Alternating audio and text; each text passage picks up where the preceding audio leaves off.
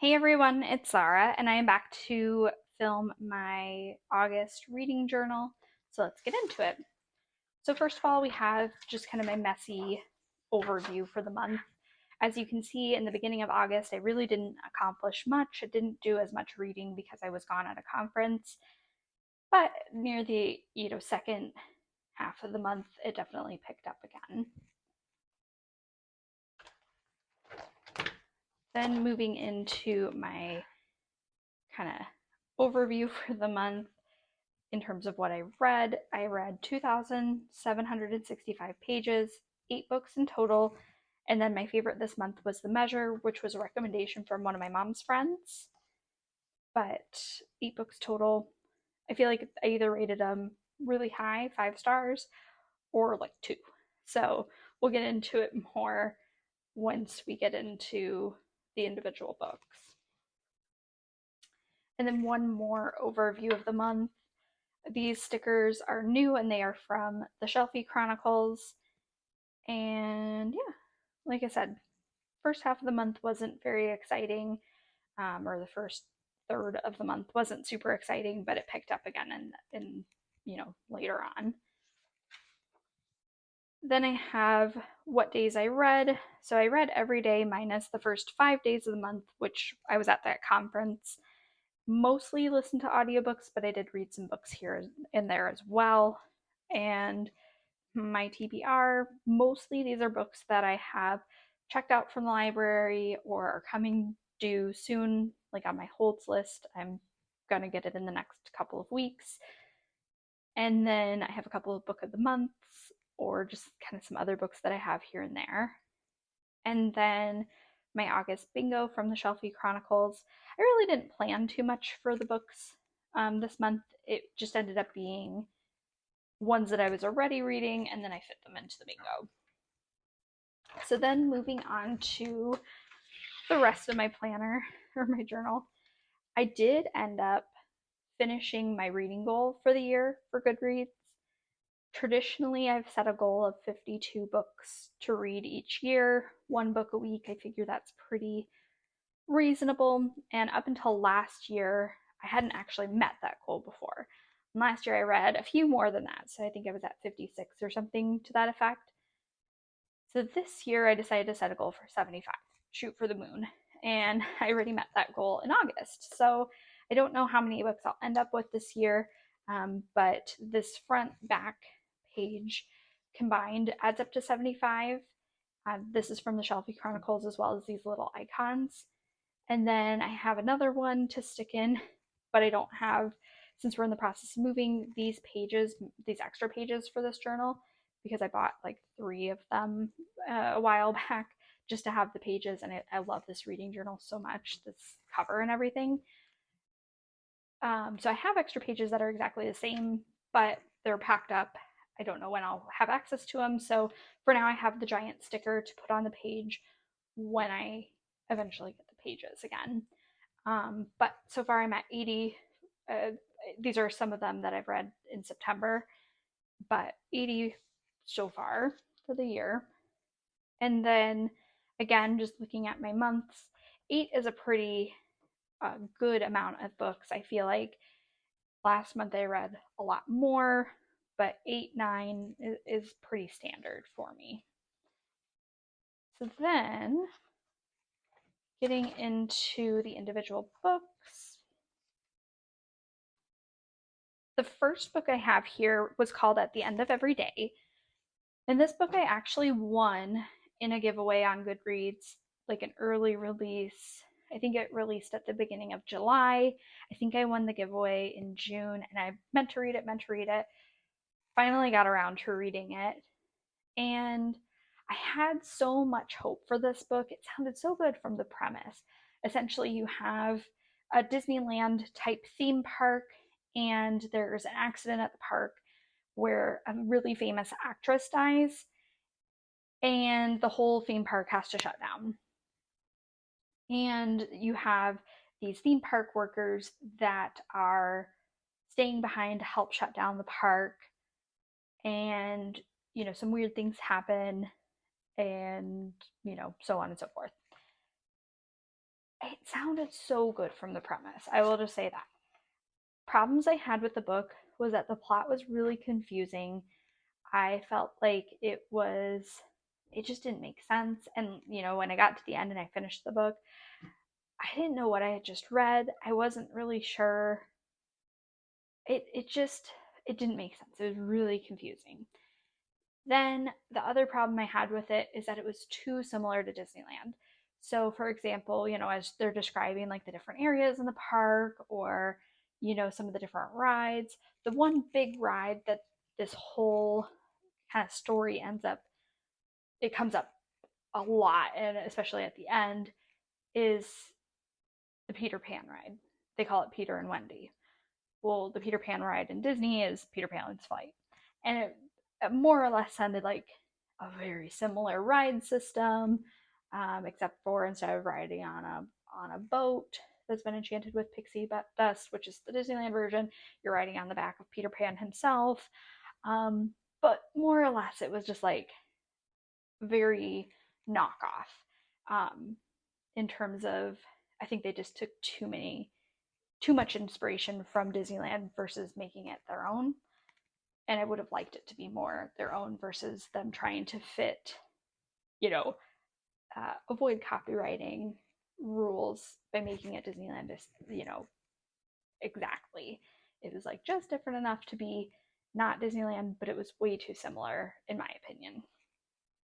And like I said, I really wanted to like it and I didn't. So I don't give away books very much. I usually keep books forever if I bought them or if I own them. I gave this book away to a free library so someone else can puzzle over it. But yeah, it just wasn't. I just wanted it to be better. And I think it had potential. It just really fell flat to me. Then we have The Measure. This was my top book for the month. I loved this book so much. So essentially, this book starts off. This book starts off where everyone in the world overnight, the same night, everyone that's over the age of 20 ends up getting a box with their name on it. And when people open the box, they find a string in it. And that string correlates to how long your life will be. Whether it's a long string, a short string, medium. They don't really talk about medium. It's usually short or long is how they depict things. But essentially, everyone has a string that depicts how long their life will be. And these strings are all accurate. And how you or other people or society takes that information and how you live your life, knowing that you may have a short string or knowing that you may have a long string.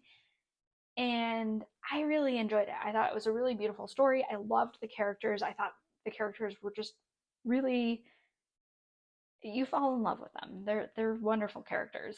And I just thought the story was really beautiful. So loved The Measure. I thought it was great.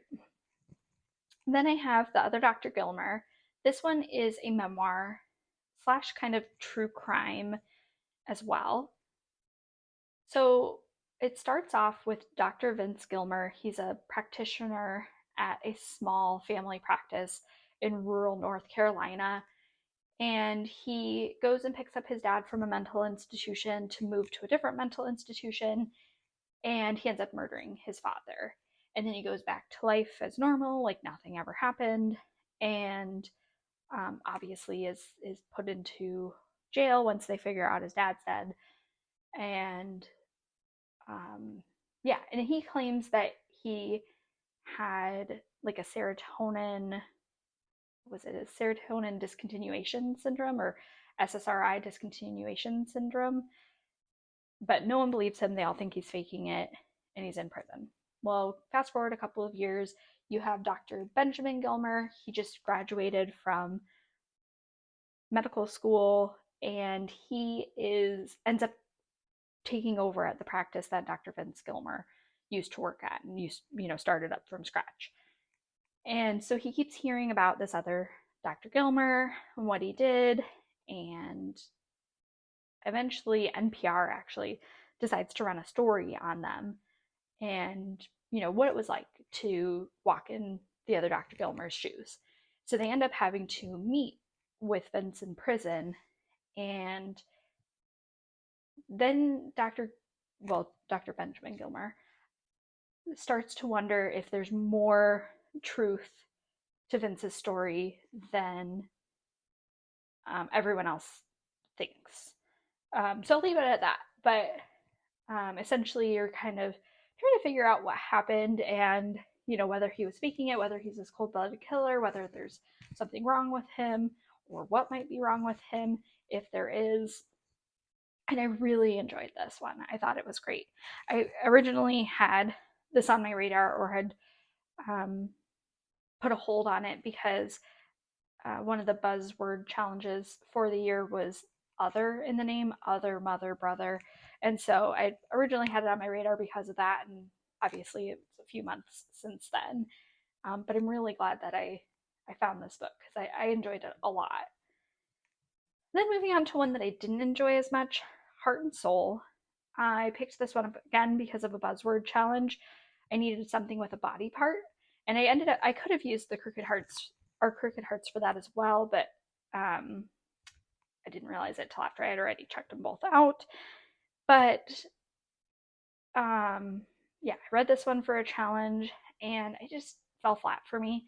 It was marketed as a romance, but I really didn't think it was. I feel like most people, when they're thinking about romance, they're thinking about fun and light and happy. And I just didn't think that this was a happy romance. And especially the ending, I didn't think it wasn't a happy ending. I'll tell you that. And there's a second book for this one, a sequel, but I don't think I'll read that one because I just didn't enjoy this one enough to even, I might try to read some spoilers, but it just wasn't good enough for me to read the second one. But I think the second one is supposed to be happier. So essentially, just getting to the broad overview, you have Hara, who was adopted from South Korea when she was a baby, and she goes back to South Korea to try to find her birth father, because they like do some sort of a DNA test, and she finds out who her birth father is. So she goes to South Korea. Well, then he dies. So then she doesn't even get to meet him. So then she decides while she's there, she's going to try to, kind of hone in on her culture and try to find her birth mother. And so that's essentially what she's doing, in the greater premise of the book. But like I said, I didn't think the romance part of it was that exciting. I honestly thought it was a little bit boring in kind of the other parts when she's looking for her mother. So just not a book that I would read again or recommend. Then moving on to Our Crooked Hearts. I ended up reading this one because I needed a book with the rabbit on the cover, because I came up in two or three different challenges this year, because I think this year is the year of the rabbit, or that's what I'm assuming anyways. And this one was paranormal fiction. It's witchy. And problem I had with this one, or one of the problems I had, they're really not nice to rabbits. So if you like animals, if you like rabbits especially, I wouldn't read this book. That they sacrifice a lot of rabbits. Also, I don't know, the story was a little bit confusing. Just didn't enjoy it. So you start off with Ivy, and she is driving home from a party with her boyfriend, and a naked girl runs across the road, and they almost hit her, but they don't. And then weird things kind of start happening, like a dead rabbit showing up at her house. And she's trying to figure out, obviously, what's going on and how it might relate to her mother, who's always kind of been secretive her whole life. And then it goes back and forth between Ivy's story and then back 20-ish years for her mother's story. And yeah, like I said, there's witchcraft and other things going on, but I just didn't really enjoy it. It just wasn't. It just was. I was finishing it to finish it, not necessarily. I did read it pretty fast, but that was because I was packing, and I usually put on an audiobook while I'm packing, because then I don't have to stare at a screen, and I get bored with music sometimes. So, anyways, I read it fast, but I didn't enjoy it. Then I have Killers of a Certain Age. This one was a really fun one. I gave it 4 stars. This one was essentially you have four assassins who are at the end of their career. They're in their 60s. They've worked for this company for 40 years. They're having a, kind of a retirement party slash vacation, and someone tries to kill them on it. And they're trying to figure out who is trying to kill them and why, and you know what's going on. And so it was just a fun story. I thought it was a little bit outlandish just because they talk about how, I mean, granted, I mean, if you've been an assassin for 40 years, maybe you really are that good. But also, I feel like if you're in your 60s, you're probably not as active as some of these other people. But I enjoyed it. If you don't think too hard about it, it was really fun. And just, I enjoyed it. So then I had Into the Wood, or In the Woods.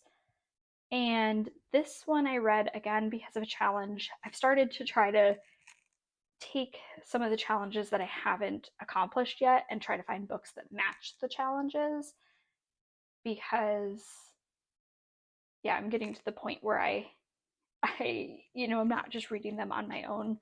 And this was a book that was set in Dublin, which yeah, I googled what books are set in Dublin, and then this showed up and has the creepiest cover ever.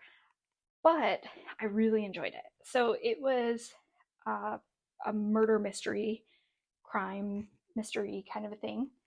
And in the 80s, you have 3 children that go missing, and 2 of them are never found, and one of them ends up bloodied and has no memory of what happened. And, they never solve the mystery. It goes cold.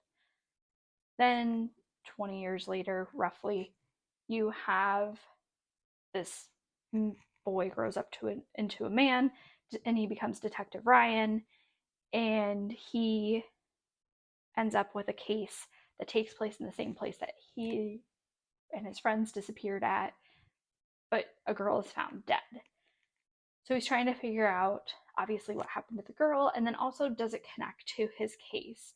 And he's very secretive, so like no one else knows that he's that kid except for his partner. And so you have a little bit of deception there, but I enjoyed it. I thought it had a good pace to it. It moved fast. I wanted to keep reading it. It was a long audiobook, I mean 20 hours and 22 minutes. And I still read it in 6 days. So, I mean, if that gives you any indication, I was listening to it a lot in my free time just because I wanted to know what happened next. There's more books in the series, so I think I might check them out as well. I really enjoyed this. Also, there's a TV show that they've based off of this series as well. I can't remember what it's called, but I want to check that out at some point too. I think it was like BBC or not here, that they made the series. So yeah, definitely, I liked it. There were a couple of things at the end that I wish would have been a little bit different, but all in all, I really enjoyed this one. 5 stars. I thought it was a great mystery. And then last for this month, I have the Bromance Book Club. I gave it 5 stars for a romance, which, is the best written book ever. No, but I really enjoyed it, and I feel like that counts for something. You have Gavin and Thea, who are having a rough patch. Thea wants a divorce, Gavin doesn't, and he's trying to save their marriage. And essentially, why they're having trouble is he finds out that he's a bad lover. And um, he kind of is a little bit butthurt by it, and Thea, essentially, he kind of shuts her out, and she just can't take it, so she wants a divorce. So, in trying to save his marriage, one of his friends introduces him to the Bromance Book Club, which is like a secret book club for these high profile businessmen, athletes, celebrities. And essentially, they figure by reading romance novels that their wives read, they can find out how their wives want to be treated, kind of what romance that they're looking for, more or less. And I really enjoyed it. I just thought it was really fun. You have both the husbands and wives' perspectives, and then you also have chapters from this fictional book that they're reading called courting the countess.